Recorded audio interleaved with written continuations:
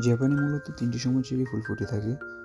এক হচ্ছে মার্চের শেষ দিকে, এপ্রিলের প্রথম ভাগে, এপ্রিলের মধ্যভাগে এবং শেষ ভাগে। এটি হচ্ছে জাপানের লাস্ট চেরি ব্লসম, যেটি অলরেডি এপ্রিলের মধ্যভাগে ফুটেছে। অসাধারণ ফুলগুলো যেমন বড়, পাতাগুলো একটু বড় বড়, ফুলগুলোর কালারও অসাধারণ। পূর্বের যে চেরি ফুলগুলো ছিল ওইগুলো অলরেডি ঝরে পড়ে যাচ্ছে, পড়ে গিয়েছে অনেক জায়গায়। তো এটি হচ্ছে লাস্ট চেরি ব্লসম, যা দেখতে আসলে অসাধারণ মনোমুগ্ধকর। বহু মানুষ এটা দেখার জন্য ভিড় করে বিভিন্ন পার্কগুলোতে। Just wow.